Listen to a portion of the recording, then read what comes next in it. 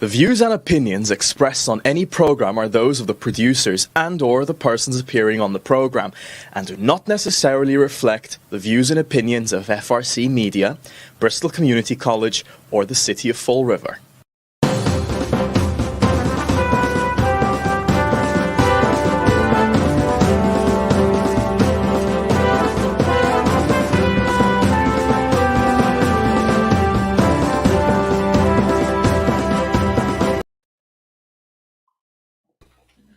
Well, hello. Welcome to Spindle City Straight Talk. I'm Chip. And I'm CJ. And it is Friday in a Riv after a long week of the Jasiel trial. And it's time to start off with our other regular news, the COVID. Okay. Admiral COVID, take it away. Massachusetts numbers as of yesterday are total cases 644,688. New cases is 1,260. Total deaths is 17,243. New deaths is 16. Bristol County is 64,617. Fall River's count is 134 new cases since last week, giving us 13,800 total cases. 5 new fatalities, bringing us up to 369 fatalities. What's very interesting is that equals to about 19 cases a day that are showing up in Fall River. And I guess they're having a problem giving away COVID vaccines because people aren't showing up. I guess the J&J thing did them in, because they sent out a message yesterday that PCC had the Moderna vaccine ready and they'd take anyone who walked up. So I don't know. Maybe it's just the timing. It's something. But as from what I understand, we're still in the red zone. There were 26 cities and towns in Massachusetts that are still in the red zone. New Bedford and Fall River are 2 of them. So it's going to be interesting to find out how this goes.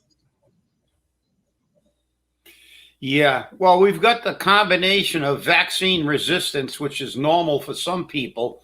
They're very hesitant to take something new until it's been out for a while, and then also the lack of consistent message from our medical community.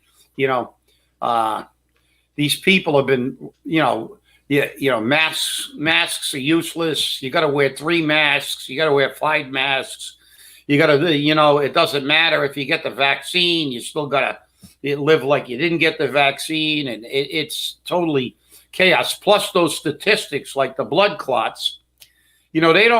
They give you those stats and everybody panics, but in reality, I believe someone said, if you look at some of the other doctors that are actually trying to make medical sense, not politicizing this thing, I think they said that the average rate of strokes is higher than what you had that may or may not be attributed to the Johnson & Johnson in the general population, because they had 6 people that got a blood clot and a stroke or something from 7 million vaccinations. So, I mean, I think the average in the general population of people having strokes is even higher than that. So, the bottom line is it's always a personal decision, but this has become a political football. Now they're even talking about making vaccine passports mandatory, which is number one, I believe, a violation of Americans' freedom of choice. And they're saying that employers should not hire anybody who didn't take the vaccine. So this has turned into, again, that, it is a medical tragedy. And obviously there's more stuff about Cuomo doctoring figures, but they suppressed that because he's a Democrat. But the reality is it's politics, as it does to everything, pollutes it. And it's making this a lot harder than it should be, at least in my opinion. I agree with you there. And people are going to be very upset with a mandatory carrying of a vaccine passport or something. And the anti-vaxxers are out there saying, oh, no, that's not fair. That's a violation of my civil rights, But it's going to be interesting. But if you're interested in a vaccine, today at the Niagara Maplewood Senior Center on Tucker Street, they are giving away vaccines. They will accept walk-ups. Tomorrow and Sunday at the Mary Elfonska School, which is to some people the old small school, on Wall Street, they're also taking walk-ups. Tomorrow and Sunday it's 12 to 5, and today I believe it's 12 to 7. So go out and get your vaccines if you can. And I would suggest that you probably do. It would be a good idea. Yeah, no, look, I mean, like, as I said, it's a personal decision, but when you look at the efficacy of these vaccines, and you look at the fact that, you've got, there's very, very little, so far there's been very little major problems with them, except for the Johnson, which is the latest, which was the one that came out the latest. And even that, is not really that big a deal, they say. But listen, it's a personal decision, but most people would say, look, I get a flu shot every year. And there are people who don't get the flu shot either. That's right. But the reality is just, I mean, think about it and, look at the disease. The disease is, and that's the other problem, I think, CJ, that this disease really is not fatal, virtually at all to people who are not older and have comorbidities or have comorbidities. Right. And that's the problem. Most people say, why should I take this vaccine and get all hysterical where if I get this thing, it's going to be like I got a cold. Right. Or the regular flu, and then I'll build antibodies. So, but the problem is not the disease. The problem is not the treatments available for the disease. The problem is that all the things that become problematic, the government got involved. And whenever the government gets involved, you got a problem because the government could screw up a one-man parade. And they do. Anytime you stick the government in, all they do is politicize it and make and give people jobs. That's what happens when it. But speaking about government and trials, let's get into the meat and potatoes. The trial of the century in Fall River since Lizzie Borden, or more than a century, is in full swing. They're getting to the end of the snow owl phase, I believe. And today we're going to. Yesterday they had some very, very interesting testimony, and one of the people, the mayor of the Flint, Carlos Cesar, was on the stand. So for those of you who didn't watch it, Carlos was on. So did you notice his haircut? So let's talk a little bit about the trial, huh? Did you notice his haircut? He was all nice and clean shaven. Oh yeah, nice and crisp. He had a nice fresh haircut. Yep. Yeah. He looked like a 15-year-old. Yeah, he looked like a 15-year-old. Nice fresh haircut. Yeah, it was amazing. He looked very good. But he was animated. He was definitely animated. Oh yeah. Okay. When Reddington called him out and said that he was running for mayor, he said, "You're a liar." He kept saying, "You're a liar. You're a liar." So you had to laugh about it. But very animated. But every time Reddington tried to get him confused or tried to get him to say something that Reddington wanted, he wouldn't do it. Well, didn't you give him a tour of the Flint? Carlos said, "I gave a lot of people a tour of the Flint." Well, did you give this man a tour of the Flint? Well, yes, we walked around. Well, didn't he put stickers on windows when he was on? He says, no. He says, yes, he was putting stickers on windows. He says, "You're a liar." I mean, he kept calling him a liar. Yeah. He got him so exasperated that Reddington gave up. He said, "I'm sitting down. I'm no further questions." But see, that's what Reddington's trying to do, saying that no matter how much he was abusing the investors' money in Snow Owl, he was always on the job. He was putting stickers on the table and stuff like that. But Carlos was good. He stood up and he didn't get bamboozled. And he called him he called him out. He went right back at him, and he didn't let him manipulate his testimony, which all lawyers try to do. So, but it was really, really, to me, the most interesting part was the ex-girlfriend. Oh, that was amazing, I mean, wasn't it? It was mind-boggling to listen to the list of the gifts and the plane tickets and the lifestyle. I always said that Jasiel was living large, but he was living more than large. He was living huge, epic. He was living like a millionaire. It reminded me of Richard Gere in Pretty Woman, being like a billionaire. He was living like a billionaire, flying cross country to visit his girlfriend in Washington State, flying her up here on weekends, and the gifts, Tiffany jewelry, trips to Hawaii. What's that? Louis Vuitton shoes and all kind. But I mean, the list of gifts were hundreds of thousands of dollars with all the stuff he spent. And if you remember correctly, most of you people, our viewers are they're not millennials, but remember one of the most famous movies in history that won a ton of Academy Awards with Audrey Hepburn, Breakfast at Tiffany's. Well, Jasiel didn't just have breakfast at Tiffany's. He had breakfast, lunch, and dinner at Tiffany's. So he bought all kinds of Tiffany jewelry. They went out to Hawaii to the pearl factory to buy a pearl necklace. And it was just, God, I mean, talk about extravagance. And, you look at what this is and you say, wow, talk about a total lack of any kind of self-control over blowing money, especially when you started off making $17,000 a year and you were buying plane tickets and jewelry and stuff like that. And then when I asked her, they tried the same thing. Did he put any cards on a table? She said no. But I mean, the lifestyle, it's just, and he had his own personal cologne. Because one of the bills was like almost $400. Sandoval. And they asked her, he said, what is this? She said, well, Jasiel had his own personal cologne.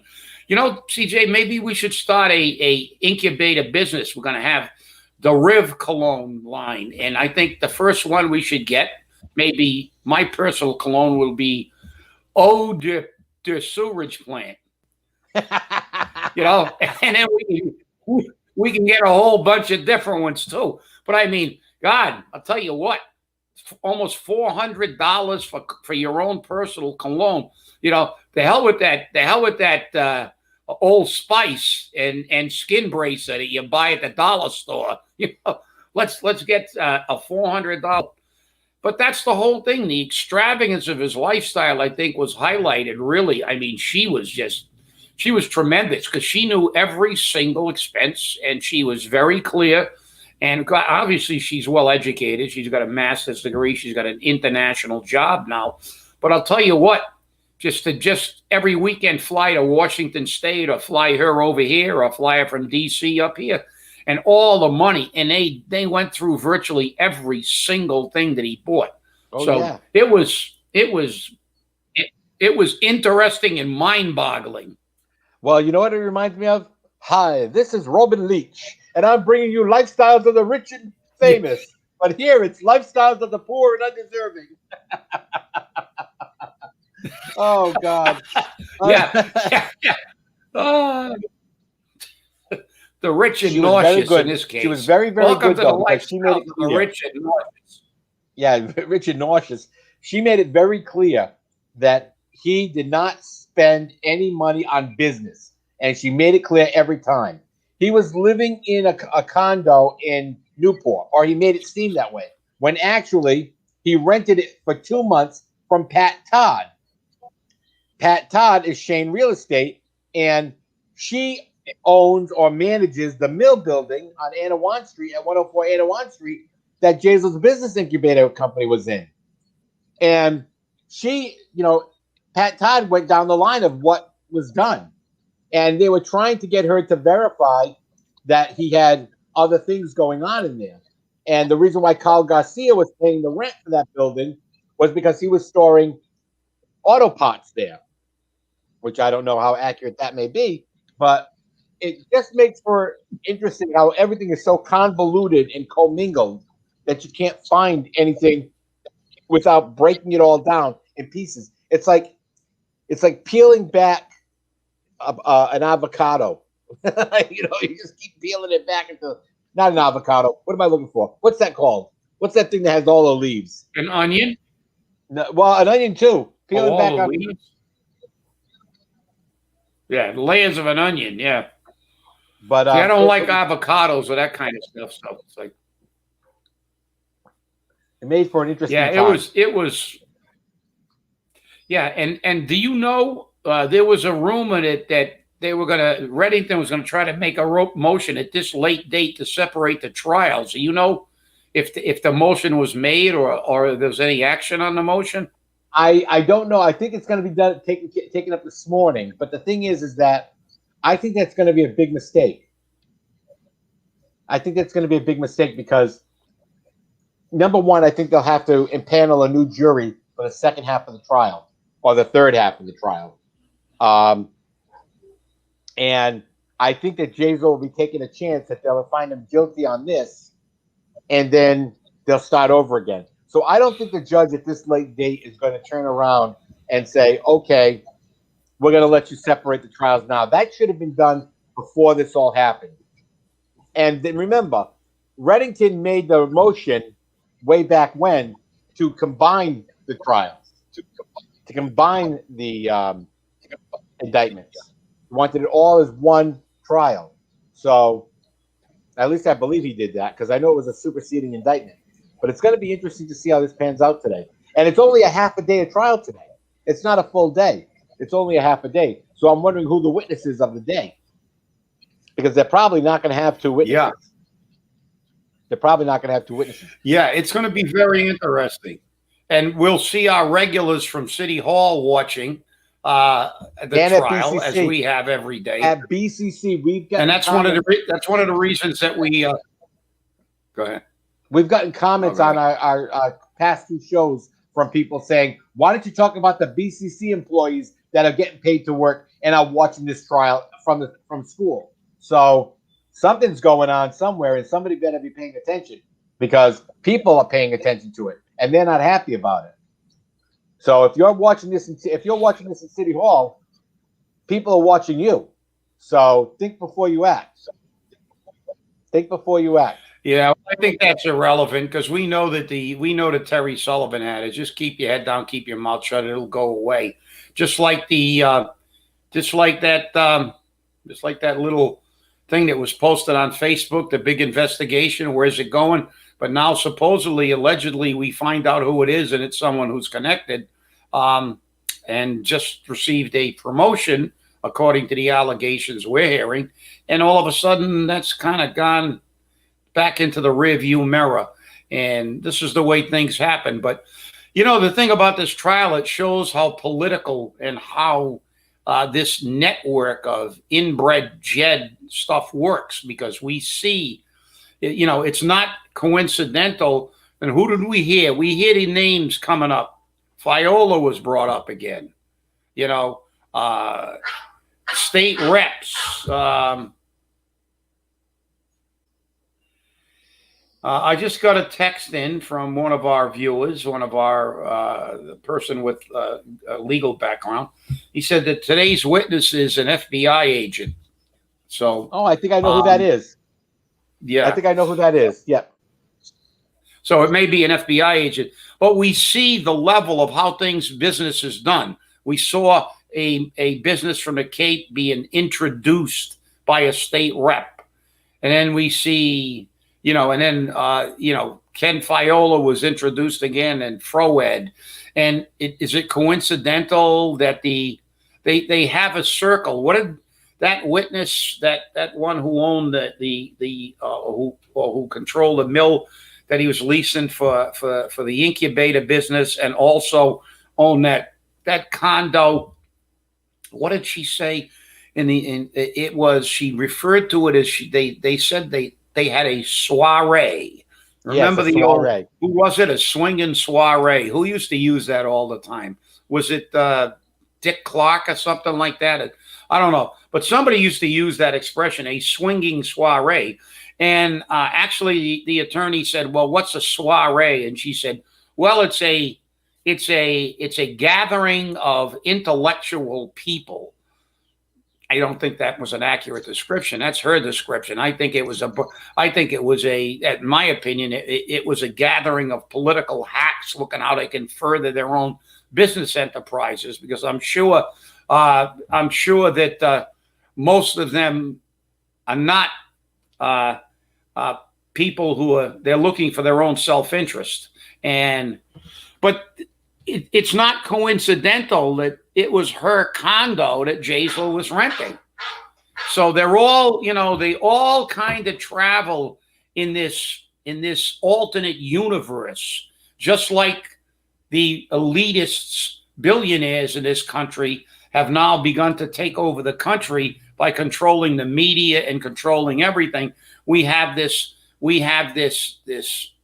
cabal of rich, gigantically rich billionaires. I think they said Jeff Bezos just made, and he's going to be stepping down shortly, but he said with the stock increases, he's making another $200 billion a year. 200 billion, not million, 200 billion. And the difference between a million and a billion is like 7 years to 234 years. So, I mean, the average person like you or I cannot even conceive of that kind of money. See, Jeff Bezos could live like Jasiel did, and probably does. But this is the thing. It's like birds of a feather. Tell me who you walk with, and I'll tell you who you are, an old Castilian proverb. The problem is that these people tend to gravitate and create their own networks, sometimes for good, but sometimes for bad and for their own gain. So, well, what's very interesting about this is, as we know, Jasiel's current fiance has two businesses. She has the restaurant on Purchase Street, and she has her jewelry store on Purchase Street. And one has to ask, again, this is a supposition, this is not a fact. Did Jasiel's money support the creation of these businesses? Was any of his money used to create these businesses? And if that's the case, Jenny Fernandez may be looking at a situation where she could lose those businesses if they decided to take them from her because of the ill-gotten gains. Anything is possible. So it'd be interesting to see if any of that comes up. I mean, she's there all the time. His mother has been there with him. She's sitting there crying and everything else. But what I think is very interesting, and you can agree or disagree with me on this, is the witnesses must walk right by Jasiel going in and out of the courtroom. They got to look him square in the face. So I don't know if that's a good thing or a bad thing, but I'll tell you now, it definitely can be intimidating to a witness or intimidating to the defendant. So it's going to be interesting to see if the intimidation works. The intimidation factor doesn't seem to be working so far. And I'll tell you, yesterday, the trial definitely went for the prosecution. There was no question about that. The prosecution took that trial yesterday hands down. So it makes perfect sense to me. And the fact that they had the ex-girlfriend up there was amazing because, I mean, she documented every single item, every single dime spent. Who the hell spends $950 some odd dollars for a room per night. $900 plus taxes. a night. That's before taxes, exactly.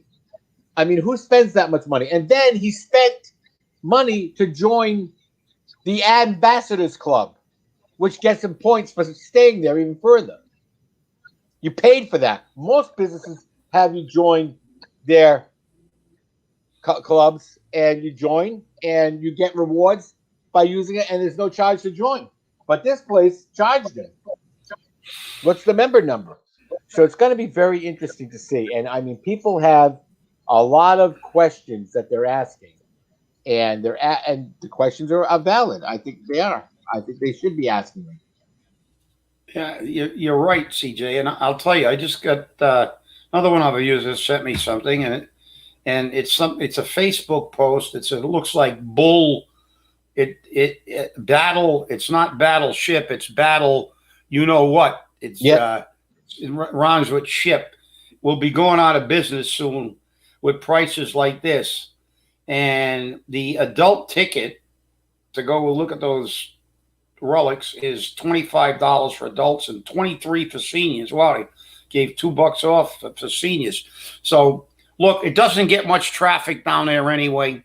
And now with ticket prices like this, nobody from the Fall River area will be going. But again, it shows how there's a total disregard. Now, they've been in charge of this cove. And remember when this cove was created? And then you had the sub and you know, we had the bounty there for a while. We had all these delusions of grandeur that we were going to get tons of tourists. Number one, as I always say, we're between the two biggest tourist attractions in southeastern New England, Newport, Rhode Island, and Cape Cod. Nobody's going to stay in Fall River for any length of time and really do anything to business. Even if people do stop at Battleship Cove, they're going to stop, walk around a Battleship, get in their car, and head to the Cape or to Newport. So they're not going to really help our businesses. But, you know, all this stuff, it really segues into the trial. We see how, you know, they don't live the lives we do. And in Jasiel's case, he lived the life of basically a billionaire. And I thought it was interesting when, as you said, yesterday went very well as far as I'm concerned for the prosecution, because, again, I think his ex-girlfriend reaffirmed what they've been saying, that Jasiel always represented he sold that first app, Find It, for a lot of money. Because she was asked directly by his attorney, well, he was a city councilor. He made $17,000. How did you think he was paying for all this? And she just said, well, he told me he sold that app. Basically, he implied it was for millions. So, and what was that app worth? I think $500, they said at the trial or something like that. But it was the worst part about it is there's no evidence that the app was ever sold. There's no evidence that the app even existed. Again, another mystical app. So, I mean, he made it sound like this app made him millions and millions of dollars, and he made it with a college student friend of his. But where's this college student friend of his coming in to say that he did that? Where's the partner that made money on this to give him some defense? I don't see him anywhere. Maybe we haven't heard about him yet. Maybe they can use the Find It app to find him. Maybe they can use the Find It app to find him. Unbelievable. Well, I'll tell you, this trial is definitely revealing, and it's showing the elected officials in this city how corrupt or how associated with corruption they are. I mean, Alan Sylvia, Carol Fiola. I mean, how many others are going to be coming out? I don't know. But they're associated with corruption. I'm not saying they're corrupt. Remember that. They were associated with corruption. Well, we're out of time. It goes by fast. I know. Thanks for watching, everybody. And remember, we're going to keep you informed on this as much as we can. Have a great day. Remember, stay safe, stay angry, hold your politicians accountable, and wear a mask. Have a great day. And remember, get vaccinated. It's available. Thanks for watching. Have a good weekend. And CJ and I are going to court. That's it.